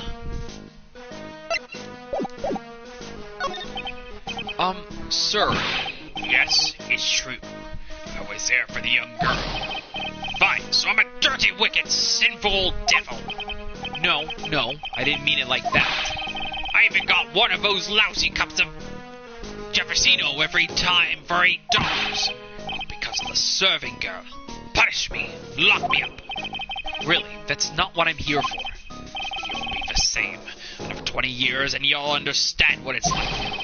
You'll know how painful it is to be an old man like me. No, really, listen to me. Stop calling me that. I have a name, you know, boy. So show some respect. I'm Victor Kudo. Sorry, Mr. Kudo. You young ones think you know it all, don't you? Well, I'm not saying another word. I won't tell you anything more. This guy was in the restaurant at the time of the incident, which means I have to hear his testimony one way or another. Easy. I don't believe this. I even broke his psyche locks and everything. I guess I'll have to try to get him when he's in a better mood. So he's not gonna say anything at all. Wait, who's the other... Oh, Victor Kudo was in Triesbian at the time of the incident. Has a thing for waitresses, age 68.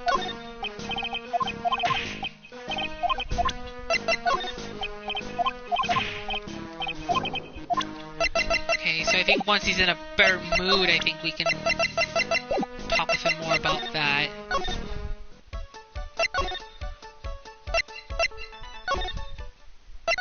I guess we can go back to Gumshoe and see if he found... Still nothing? Okay. Wait. Actually, couldn't we just go show something to Maya, maybe? About this. Oh my freaking gosh.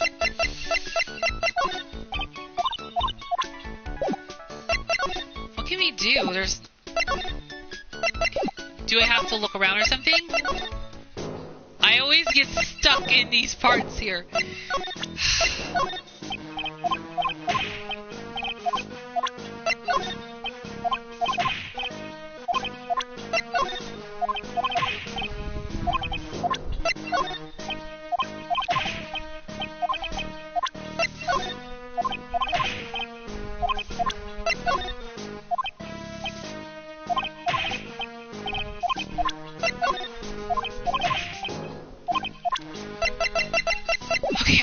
No idea what to do now.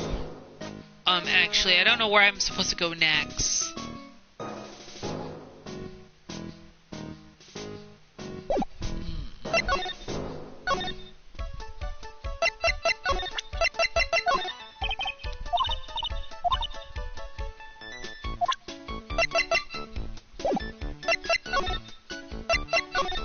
Is there anything else in the kitchen we might have to scan at some point?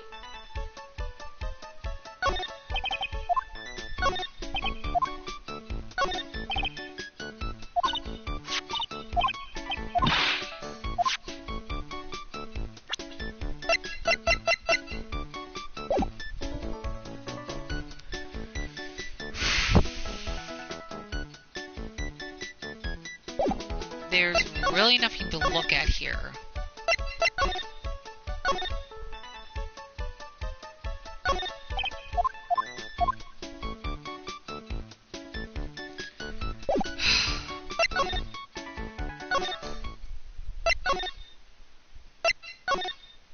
I just really have no idea. Oh, let's see if Gumshoe knows anything about Victor. Looks like one of those grouchy old man types. Yeah. It's okay, Bo. I don't mind guys like that.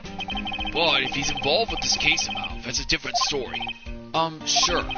Here's a tip for you, pal. If you want to get information out of the guy like that, you're gonna have to find his weakness and try to get under his skin.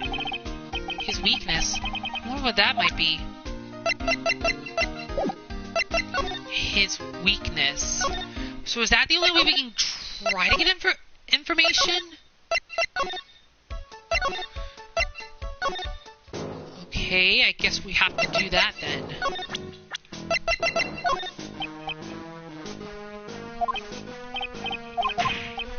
But how can we find out his weakness?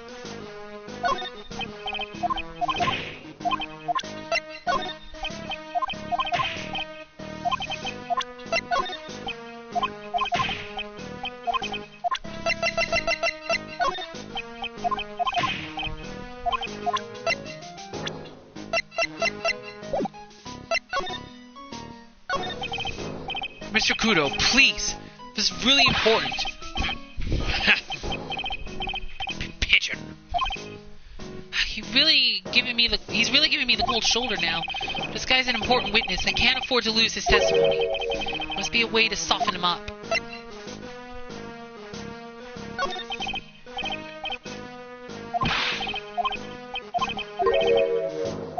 How can we do that, though?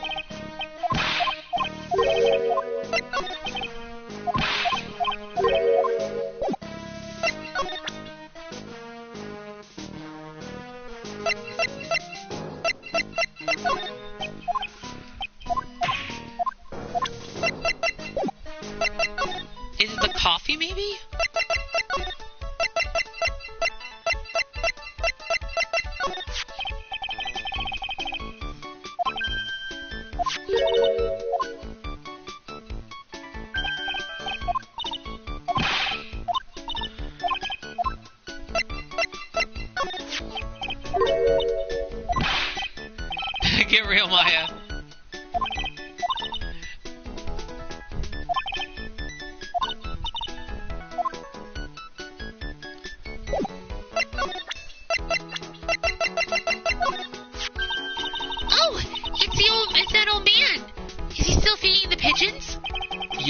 fed me as well. Got a bunch of those seeds in my eyes. Oh, ouch! Hey, Maya, would you mind coming with me for a while? Huh? Me? Why? There's something I really want to ask that old man. Sure, okay. I'll just get change. No, hang on. Can you go like that? I guess? Uh-oh.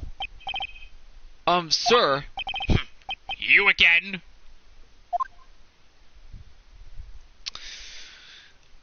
I'm worried of how this is going to play out. I'm really worried. Well, I see. Nick? His eyes are burning into me. It's okay. I think it's going pretty well. Gah, Huh? you're still just a little child. Run along and play on the slide, alright? Play on the slide? We're so close. Just a little more and he would have spilled. Pigeon. How can we crack this guy? Excuse me, please, sir. Quiet! Can't you see I'm feeding the... Pigeon?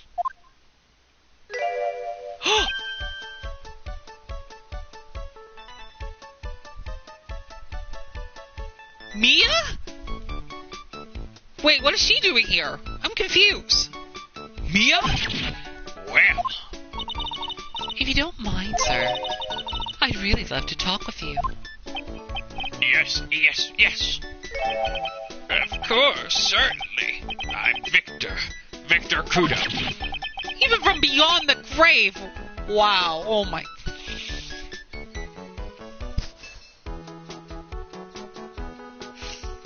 Oh my freaking gosh. What in the world is going on? Okay, well, I guess now we can ask him all the questions. I mean, we gotta get whatever evidence we can in order to prove Maggie's innocence. About the incident.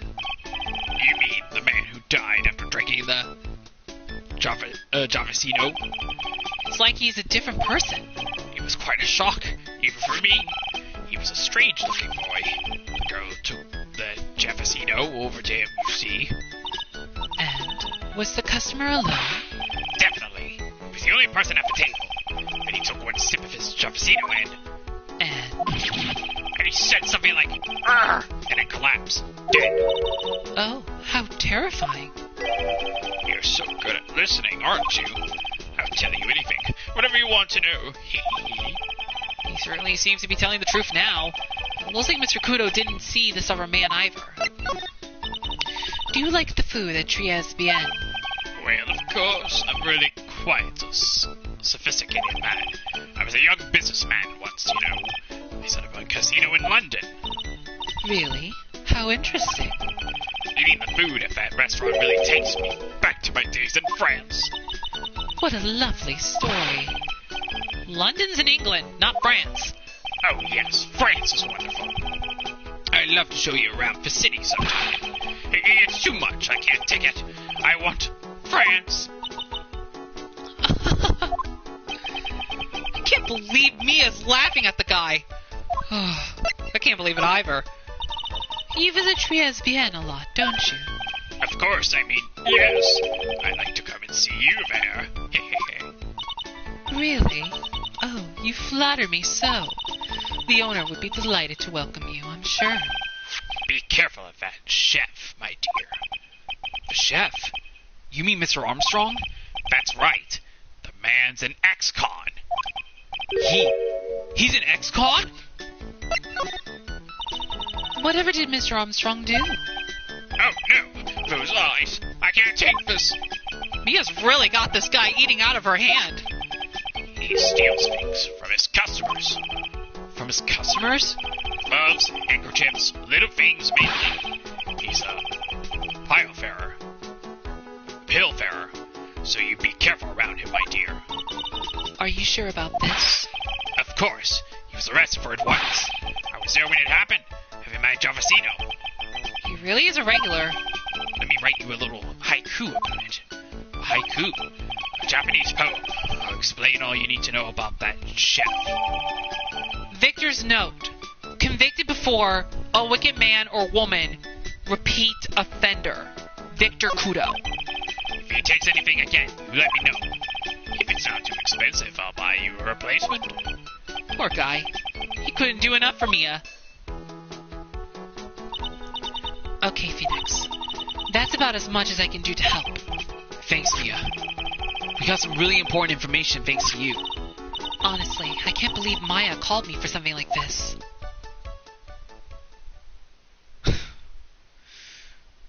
Wow. I mean, we got information, which is good, but... oof.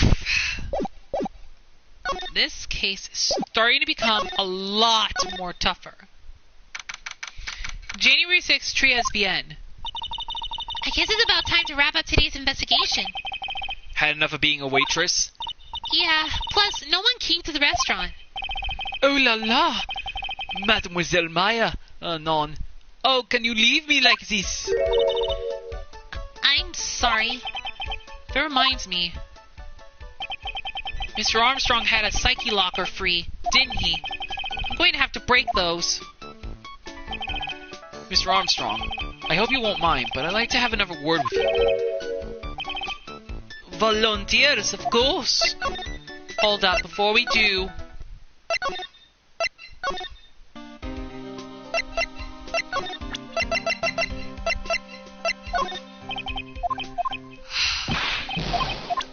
Okay. I guess we can't do anything else until we break the psyche locks. Let's save real quick.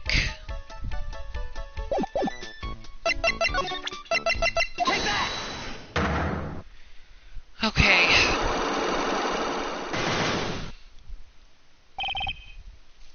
Maggie's motive. Oh, he's freaking out now. What is happening? I do not like this horrible feeling. I have to know the truth. What happened that day? Alos, I will confess everything. Just don't hurt me. Huh? Well, that was a new world record. It was a lottery ticket. A lottery ticket? The man who died had a lottery ticket. For $500,000. $500,000? Oh, but after the incident, this ticket... it disappeared. The ticket disappeared? These were the motives that the prosecution gave for Maggie. She said that she poisoned the man to get the $500,000 lottery ticket. Why didn't you tell me about this sooner? Maestros, you've been trying to hide this information about the lottery ticket from me, and I want to know the reason why. Non, monsieur, you doubt me, but I have confessed to you everything I know. Mr. Armstrong, a $500,000 lottery ticket. I think I know who took it. I think the winning ticket was stolen by this person.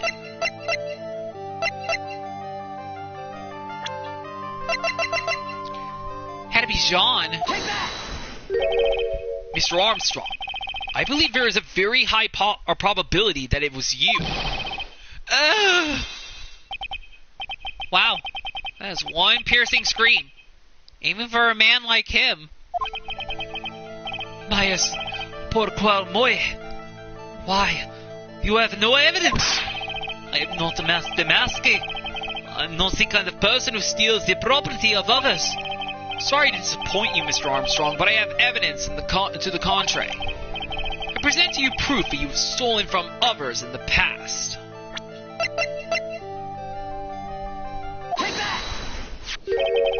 What is this? A poem? Oh, monsieur, you know me so well. I adore poems. Please read it, and put some feeling into it. Convicted before. Wicked man, woman. Repeat offender. I'm sorry to have to bring it up, Mr. Armstrong, but you have been arrested for stealing from your customers before, haven't you? Mon diable! Les mensonges, you are the liar. You deny it? Do not make false accusations, Zilevas Bellet. So, do you have any proof? I want to see incontestable proof that I have ever stolen from one of my customers. Take that!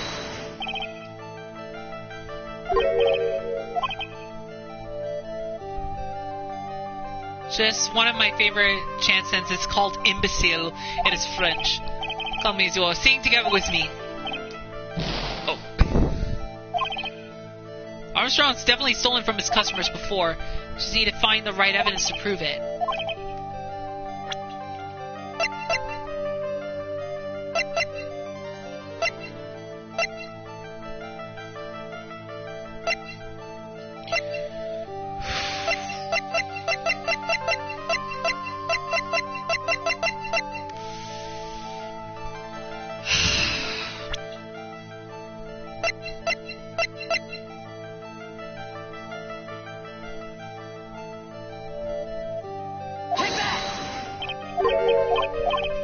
I thought it would probably be a person, maybe. Okay, I just need to find the right evidence for this one, okay. Sports paper? No, wasn't that. Gotta be careful, I'm losing a lot of health.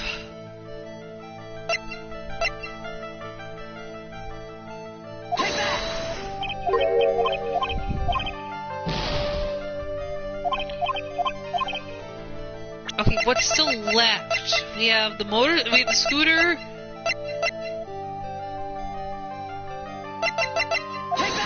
Scooter? Okay.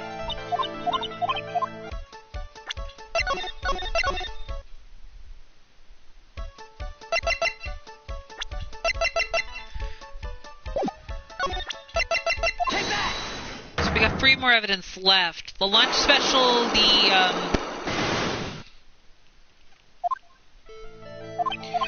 this other stuff.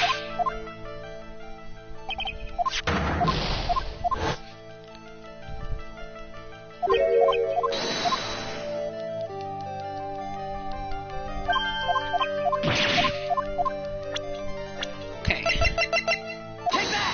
So we know a couple of things.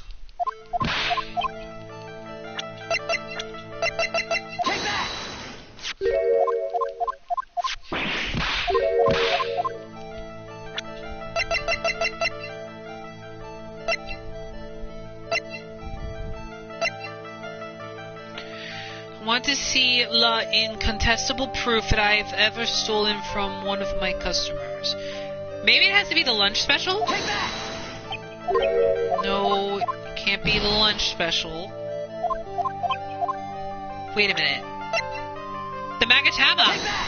Oh, it was the Magatama! Okay, because oh, that's right, because we found it in the kitchen.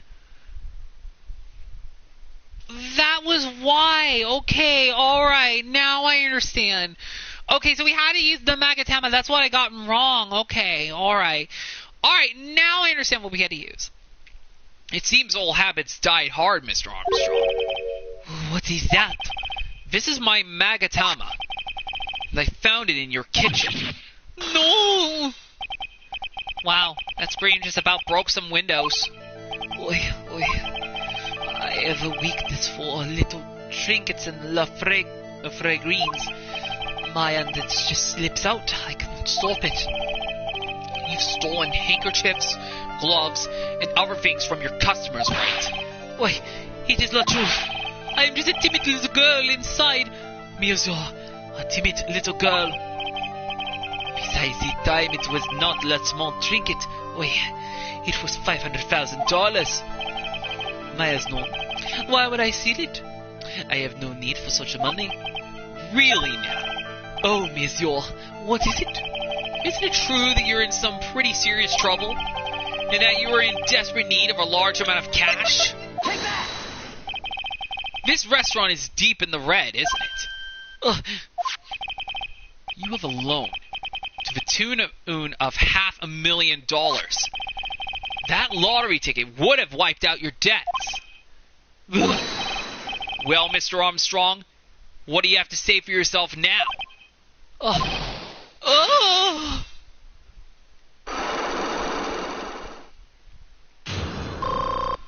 Well, that does it for Armstrong. Maggie's motive. Mr. Armstrong, you said that the victim had a winning lottery ticket for $500,000. How did you know he had something like that in the first place? The man, he was listening to the radio with his earpiece. Maggie said something about that too. The winning number was announced on the news, I think. All of a sudden, it exploded. Yes, $500,000, he shouted. And the ticket? Why, he had all of his tickets spread out on the table. I was so desperately in need of money, so I Put the poison in his coffee. No! Oh no, you naughty man! I simply left myself to one of his tickets. What? The victim collapsed and Maggie passed out. I thought to myself, poor great Bass, he had so many of them. Poor Coel Bass, he had so many of them. Yeah, but only one of them was the winning ticket, right? How could you do that, Mr. Armstrong? Maggie was arrested because of you! No, that's not true. I did not take it. The ticket for $500,000, I mean. But you just told us you did. You said you took a ticket. I has known my fairy. It was not. That's enough. Huh?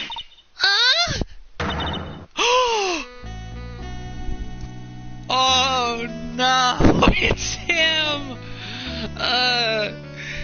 Don't get me wrong, I don't dislike Gudot. He's pretty cool, but oh my goodness. The last trial when he was... Oh my goodness. I didn't expect he would show up at this point. Because I thought we had to wait until the trial, maybe. Mr. Godot! What in the heck are you doing here? This is without a doubt the worst coffee I have ever tasted, Mr. Armstrong. He came in here for coffee? Does his craving for coffee know no bounds? Probably not. Although he does like his coffee. Perhaps Mr. Armstrong stole one of the victim's tickets on the day in question. I am La Eris, non? She's a pretty little girl who everyone is laughing at.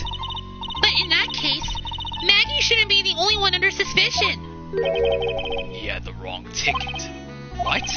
Mr. Armstrong made off with the winning ticket's pretty neighbor. So, the ticket he took was worthless? Not quite. He did win something. $1. You see? I am just a pretty face. Was that my looks? I have nothing. So, what happened to the winning ticket then? The one he meant to steal? Indeed. What did happen to it? So I guess the winning lottery ticket's also going to come into play. In this case. I don't like spoiling myself by watching trailers, so we'll just wait and see how the movie turns out tomorrow, won't we?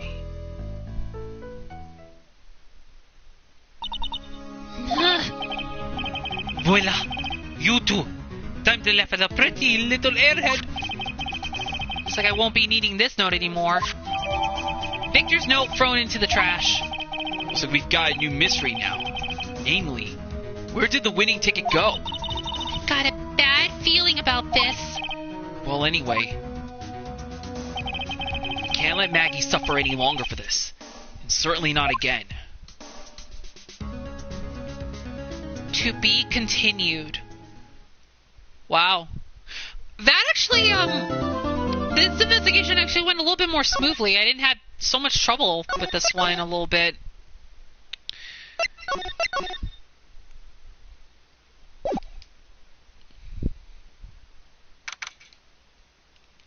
Okay. January 7th, 9:48 a.m., District Court, Defendant Lobby Number 1. Okay. But we are going to be heading to the title screen. Wow, that was a very interesting investigation episode.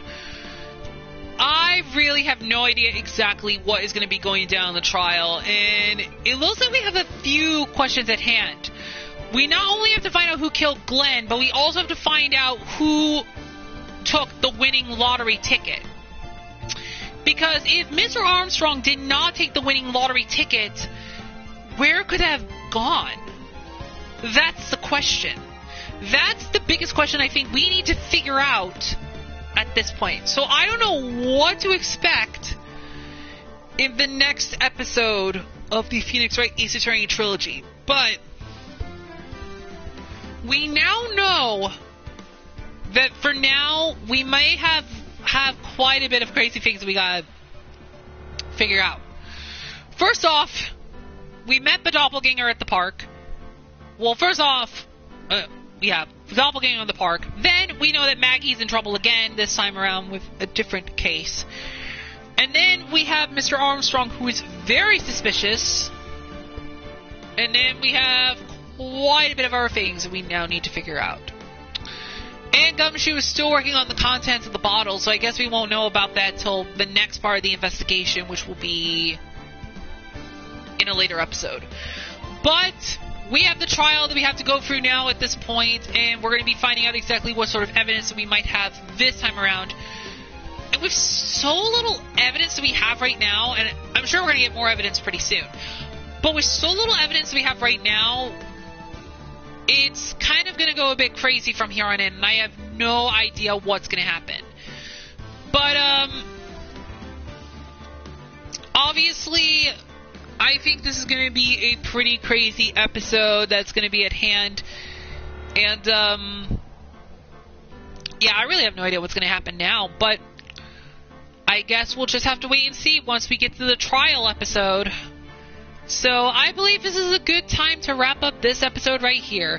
So guys, that is going to be it for part 37 of my Let's Play of the Phoenix Wright Ace Attorney Trilogy. I really hope you guys have enjoyed this episode as much as I have. And in the next episode, we are going to be doing the first part of episode 3's trial. We will find out information about what went down at the Tresbian restaurant and see exactly what on earth these things are going to be happening, and see exactly how things will go down, because it's going to be a crazy episode. So you guys do not want to miss what's going to happen on the next part of my Let's Play of the Phoenix Wright Ace Attorney Trilogy. And I guess that's all for me. So until next time, this is Xenonite XE6. Hope you guys have a great day. I will see you guys in part 38 of my Let's Play of the Phoenix Wright Ace Attorney Trilogy. And I will see you guys in the next video. Until then, farewell and have a good day.